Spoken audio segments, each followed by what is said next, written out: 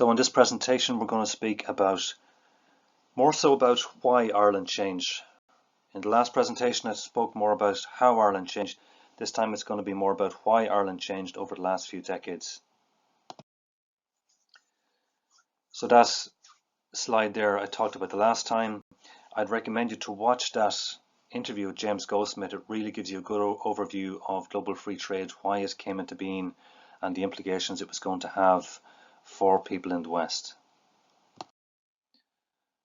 Okay, I just added a point there about the Nice Treaty, how we rejected it in 2001 but then approved it subsequently thanks to media coercion and political pressure and so on, and economists as well in 2002. I spoke about asylum seekers and direct provision. I spoke about birthright citizenship, 27th Amendment, the recession and post-recession years, multinationals and how they're used to introduce social change. They provide a lot of jobs, but much of those jobs go to non-Irish.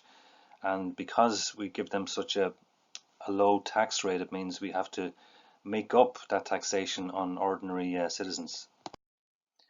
So the implications for ordinary people, well, first of all, okay, so we now have the situation where the employers in Ireland are used to having access to a global pool of labour, which is great for them.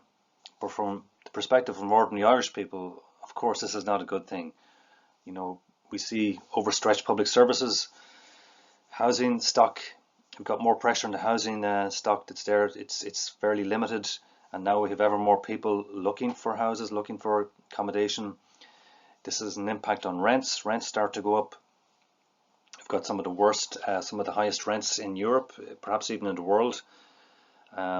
Worsening health crisis. We've got ever more pressure on hospitals and hospital waiting lists. There's the loss of countryside and wildlife habitats due to increased development, and we have the fact that the Green Party are suspiciously quiet about all of this. Their solution seems to be just to introduce abortion, and that's their way of limiting population growth, if you like. So it shows they're not really serious about this. You know, if they were, they would do something about our constantly increasing population, which is mostly being fed through immigration. Now, you know, a very serious result of all of this is you have people who are left behind, people who are falling through the cracks, both Irish people and non-Irish people. And what I'd recommend you to do, if you haven't seen it yet, there's a film by a guy called Ken Loach. Now, he's a left-wing director, and yeah, he is quite biased, you could say, but his recent film is very, very interesting. I think it's called Sorry We Missed You. That's it. Sorry We Missed You. And it's just a very interesting and a real kind of sobering look at what's going on in many Western countries at the moment, where you have the impacts of neoliberal capitalism and how it's impacting on ordinary families and really sort of pushing them to the end of their tether.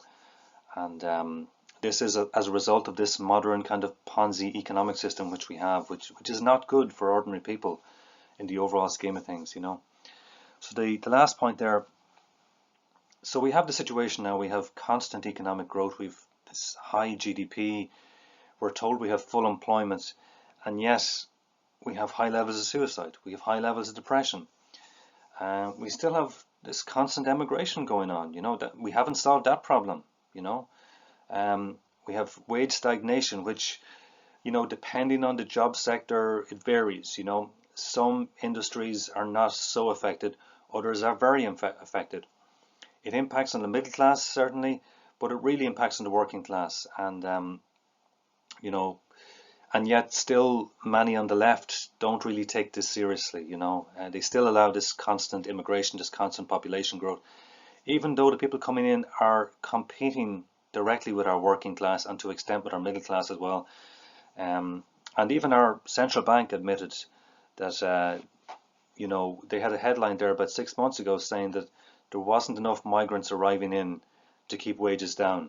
So even our central bank admitted that this was part of the reason for immigration. This is part of the reason why Ireland has such an open kind of liberal system, if you like, neoliberal system, which allows access for a lot of people to come in from abroad, essentially undermining our wages, undermining our labour market, competing with Irish people, putting that pressure, that downward pressure on wages, and obviously added pressure on our public services, and yeah, contributing to increasing rents and increasing house prices too.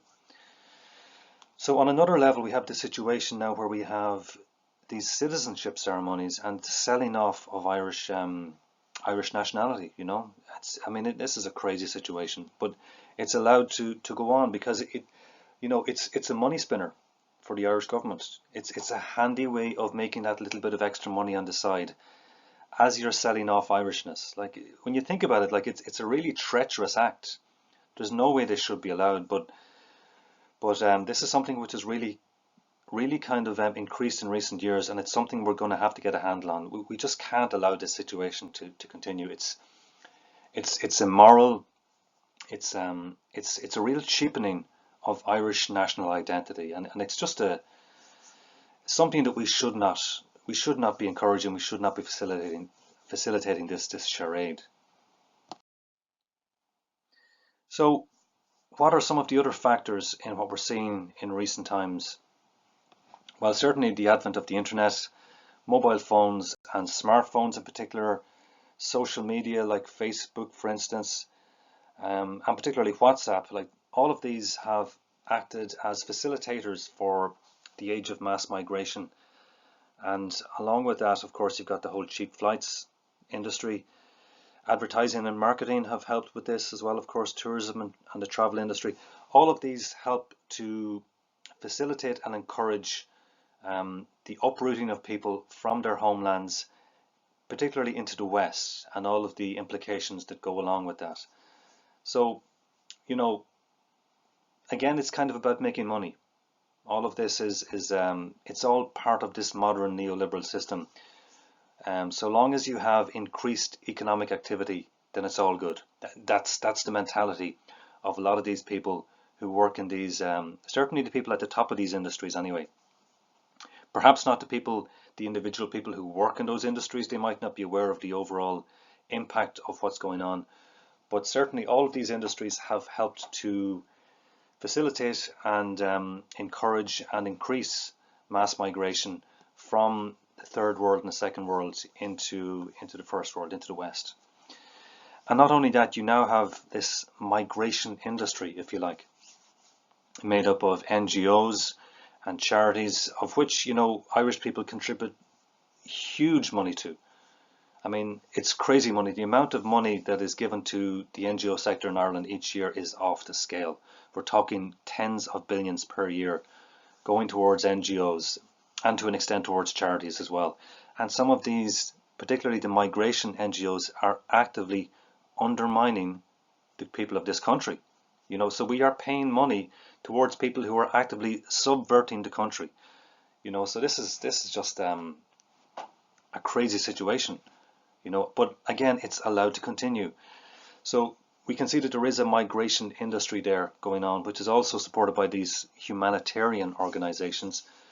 And when I say that, I mean, you have these groups in the Mediterranean who are effectively facilitating people trafficking. They are picking up migrants from the North African coast, literally just off the coast, and ferrying them into Malta, into Sicily, into Italy, even into Spain in recent times. And again, this is allowed to continue. It's tolerated by the EU, it's tolerated by the UN. We also have these human rights solicitors, again, human rights in inverted commas, these immigration solicitors who contribute to all of this and encourage illegal immigration. They are part of this system. You have a very much an activist media going on in the Irish Times and to an extent in the Irish Examiner, the Irish Independent, in RTE and News Talk, etc. And these groups like the likes of Circa Pollock, of course, and there's many others as well who are actively involved in aiding the illegal immigration industry and undermining Ireland as they go. And we have very many lobby groups, of course, as well who are part of this migration industry. You've even the likes of IBEC, who are an employer body in Ireland, and they are also interested in bringing ever more people into Ireland. You know, they want to, again, they want to keep a lid on wages. They want to have that downward pressure on wages. They want that access to the global labour markets, which is great for employers, but terrible for ordinary Irish people, terrible for the people of this country because of all of the negative impacts that I mentioned in previous slides. So why has Ireland changed so radically? So I've got a number of slides here. You can go through these in your own time, but I'm going to read through it now and we'll talk about these points here. Okay, because economic growth has become the mantra of modern day governments in the West. This has become the norm, if you like, in Western governments. You know, economic growth, it means increased economic activity, more transactions. All of these transactions can be taxed. Okay, every economic transaction, if you like, all of this spending, all of this can be taxed, and this means increased tax revenue for governments. And this is a big reason for this system, for this ever increasing populations, this constant immigration. Why? Because it creates economic growth. It increases the GDP.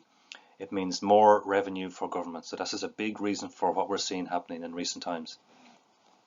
So like I mentioned just now, economic growth requires constant immigration, more people, i.e. consumers, which means more customers for businesses, more demand for services, and more competition for those services as well.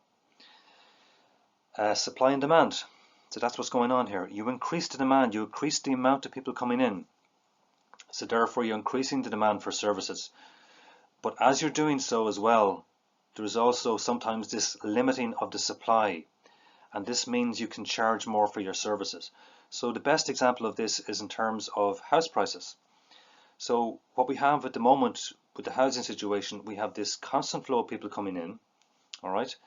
But the supply of houses and apartments is somewhat limited, okay? I mean, there is houses and apartments being built, but not at the rate to cater for the increasing population.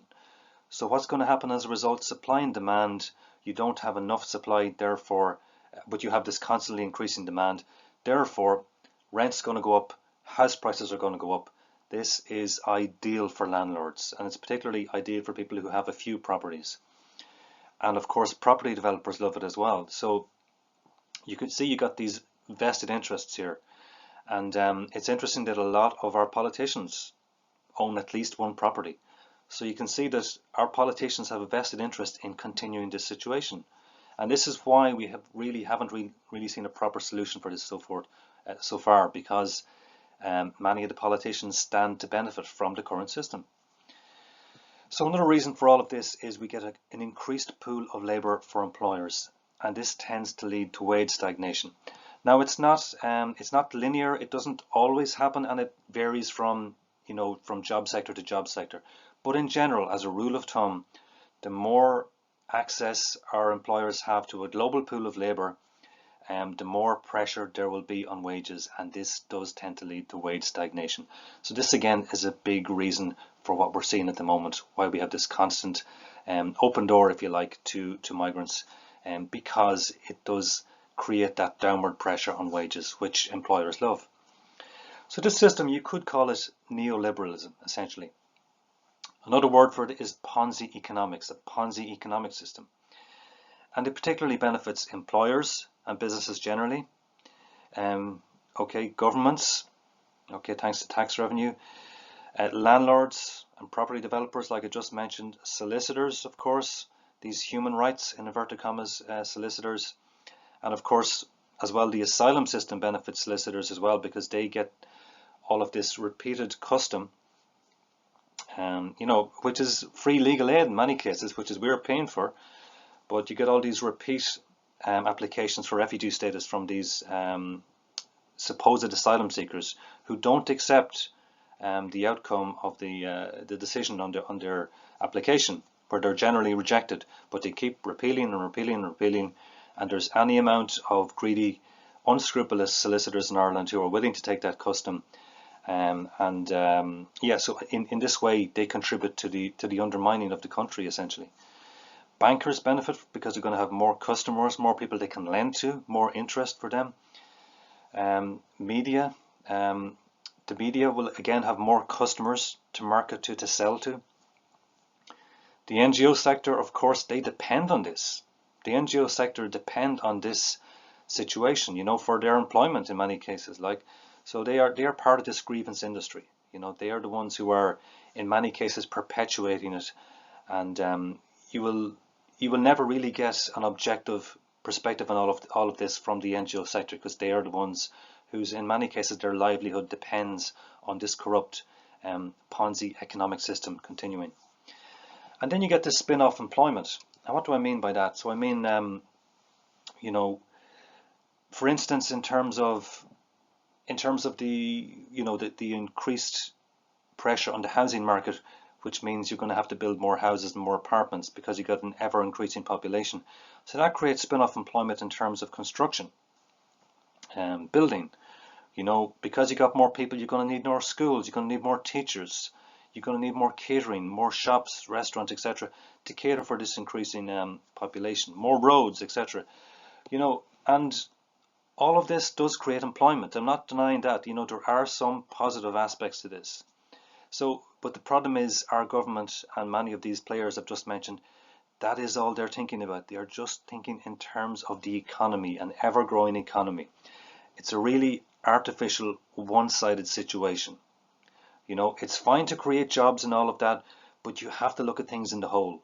Okay, you can't ignore the country itself, the country and the impact on the country, the impact on the people, the impact on the countryside, the impact on wages, the impact on house prices and rent. All of these things matter too. The impact on Irish culture, our Irish identity, the undermining of that identity, the selling off of Irish citizenship. All of these things are negative impacts on ordinary people in Ireland, and we have to consider that as well, not just this whole thing of increasing the economy. So other reasons for what we're seeing. Okay. So, some of this just comes from ideology. Like, we have this prevailing ideology now in the media, amongst the economists, amongst many students, many people coming out of universities, and many of our politicians as well, where they just automatically slot into this kind of radical liberalism, this radical individualism, which really is all about giving ultimate freedom to everyone. This is why we have this kind of feminism, increased feminism in recent times. We want to give the ultimate freedom to women to do whatever they want. Same thing with LGBT. We want to give the ultimate freedom and liberty to gay people and trans people and all of that.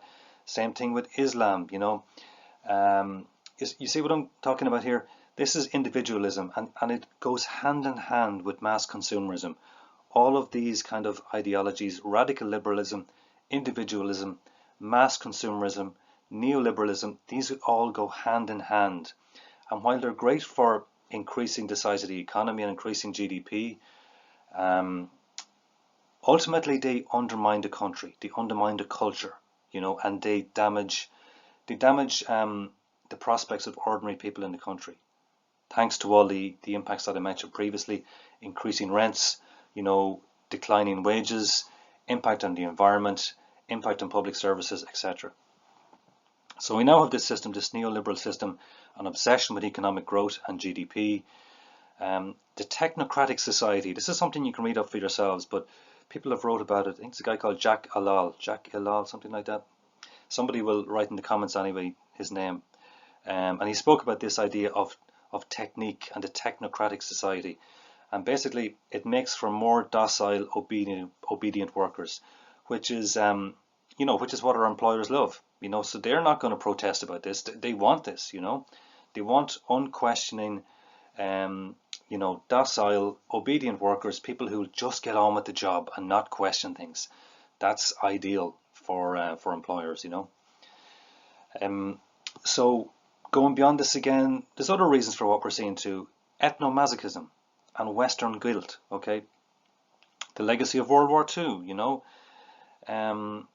what happened to certain people in World War II in particular, which is kind of used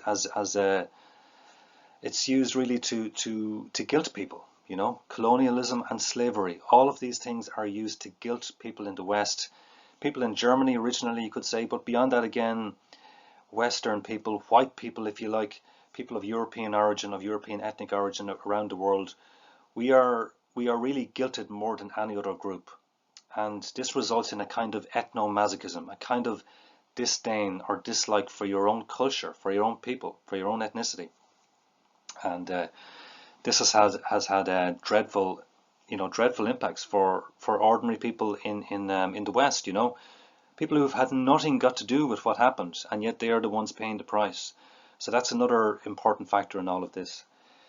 Another factor is just simply apathy. Ordinary people, I mean, what do they care about? They care about their families, they care about their job, they care about making a living, having a reasonable life. So a lot of people just don't care enough to do anything about this. They're happy enough to just go along with this. So that's the kind of apathy. People aren't really incentivized enough to do anything about it. They got their bread and circuses, they got their Sky Sports, they got their Netflix. They can go away for a holiday or two every year. They got their car. They can go down to the pub and have a few pints. The women have their fashion. People have our friends. We have our jobs in multinationals and so forth. Like, on one level, we're not doing too bad, but on an overall level, this system is poisonous. Like, this system, we can see it's the gradual undermining and undoing of the West. So we need to sort of look at what's happened, look at why it's happened, and inform people. And this is how we do it. I think we let people know what happened, why it happened, and how in the medium to long term this is not healthy. It's not good for our societies. And another factor in all of this is social approval. This is part of the reason people don't speak out, because they're afraid of being judged. They're afraid of what other people will think of them. You see this particularly in social media. People don't want to talk about demographics. They don't want to talk about some of the negative aspects of sort of sexualization of young kids. This kind of pushing of LGBT ideology onto youngsters. The constant Islamicization, the increasing Islamicization we're seeing in the West in recent times. All of these things have impacts, and we should be able to talk about it. But increasingly, because of the fear of being judged, people don't tend to speak about it in public anyway. Now, finally, the last thing is clergy and the influence of other groups who I won't mention here. So look, people who've done the research into this, they know that these things might be a factor. I'm not going to speak about it too much here. That's why I've put question mark here. I don't really want to go down the road of saying that these things are the cause of what's happening. They may be a factor. They may well be a factor, but in this presentation, I'm not going to go into it. It's something that can distract us. It can deflect us from what we're talking about. I think there's a lot of reasons there that simply come down to money. They come down to money and profit and also ideology. And this explains, I think, a lot of what we're seeing, even without getting into clergy, even without going into the subversive actions of certain groups as well. So I think that is where I'll leave it for now. The next step, I guess, would be, how do you deal with this? How do you tackle this? How do you roll this back? How do you create a better society, a more healthy society for everyone? That's the next thing. I might talk about that in a future presentation, but for now I'll leave you with that. Hopefully you found it useful. If you can like this, if you can share it, if you can spread this presentation to people you know, online in the real world as well, of course. It's all useful, and I think it may help us to hopefully in the long term, like I said, create a better future for everyone. And one more thing is, I know I've talked about things here. I haven't given the links, the sort of references. I will provide those in the description for this video, and of course in the description for the last video as well. And in that way, I can show you that all of this information is backed up, and nobody can accuse me of making things up, because all the information is here, all the references, all the links. So I'll provide that over the next week or two. So thanks for listening, everyone. And like I said, spread these presentations to people you think might find them useful. Thanks a lot.